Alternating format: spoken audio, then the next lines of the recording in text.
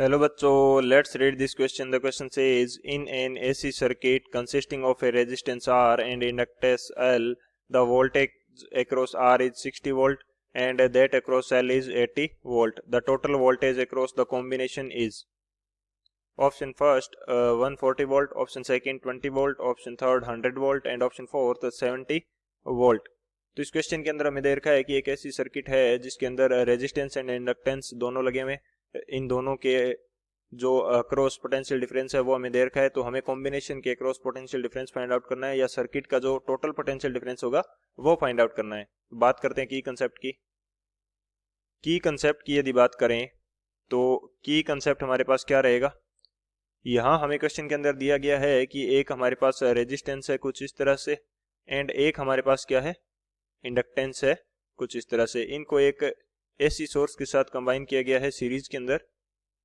यहाँ पे ये हमारा रेजिस्टेंस है, ये हमारा क्या है, इंडक्टेंस है. तो इन दोनों के अंदर जो करंट की वैल्यू होगी वो क्या होगी, IRMS जो यहाँ से फ्लो करेगा और वो सेम करंट जाएगा. अब हमें एक पता होनी चाहिए कि यदि हम ओनली रेजिस्टर यूज करते हैं तो जो हमारा करंट एंड वोल्टेज होता है वो दोनों सेम फेज के अंदर होते हैं. ये हमारे पास V वोल्टेज का सोर्स है. तो यहाँ पे मैं बात करता हूँ when we use only R in circuit. Circuit के अंदर जब हम क्या करते हैं कि जो ओनली रेजिस्टेंस यूज करते हैं तो हमारा जो करंट एंड वोल्टेज होता है वो सेम फेज के अंदर होता है. देन V एंड I जो वोल्टेज एंड करंट है are in same phase, are in same phase. एक और चीज मैं यहाँ पे पहले ही क्लियर कर देना चाहता हूँ कि वोल्टेज एंड जो करंट है इनके जो आरएमएस वैल्यू है वो वर्क करती है एसी सर्किट के अंदर, यानी कि V एंड I क्या है, आरएमएस वैल्यूज हैं.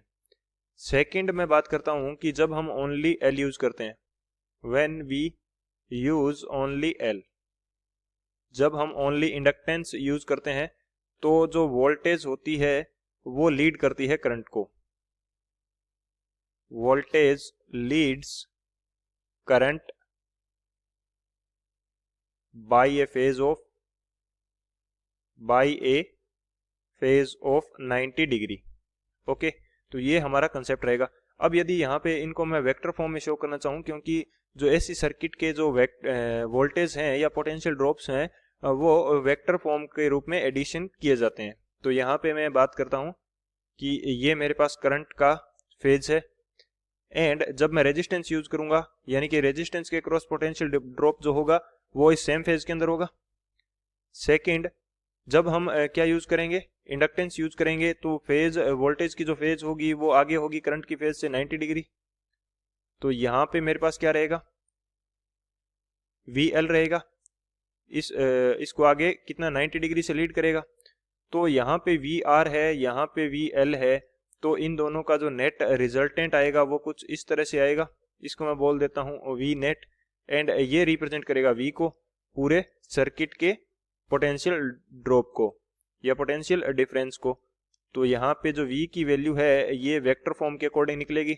ये मेरे पास कितनी आएगी, ये आएगी VR square plus VL square के रूट के इक्वल, यानी कि इन दोनों के कॉम्बिनेशन का जो रूट होगा उसके इक्वल आएगी हमारे पास V की वैल्यू. तो ये हमारा रहेगा मेन की कंसेप्ट इस क्वेश्चन के लिए. तो जैसे ही हम इस फॉर्मूले के अंदर वैल्यू पुट करेंगे तो हमारा आंसर आ जाएगा इस क्वेश्चन के लिए. तो बात करते हैं सॉल्यूशन की. सॉल्यूशन की यदि बात करें तो हमें जो VR की वैल्यू है वो कितनी देर की है, VR जो है हमारा ये 60 वोल्ट है एंड VL जो है ये हमारा कितना है 80 वोल्ट.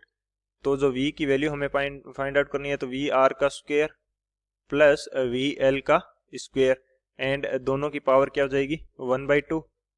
तो ये मेरे पास कितना आएगा, ये मेरे पास आएगा 10 to the power 4 volt and इसका पावर 1/2. तो जो V नेट है या इस पूरे कॉम्बिनेशन का पोटेंशियल ड्रॉप है वो कितना आ जाएगा मेरे पास, ये आ जाएगा 100 वोल्ट. तो पूरे कॉम्बिनेशन का पोटेंशियल डिफरेंस कितना आएगा या वोल्टेज कितना आएगा पूरे कॉम्बिनेशन के क्रॉस, तो ये आ जाएगा 100 वोल्ट. 100 वोल्ट आ जाएगा। तो कौन सा आंसर यहाँ से करेक्ट हो जाएगा? हमारे पास जो ऑप्शन सी है 100 वोल्ट, ये हमारा करेक्ट हो जाएगा। So option C is the final answer. I hope you understood it well. Best of luck. Thank you.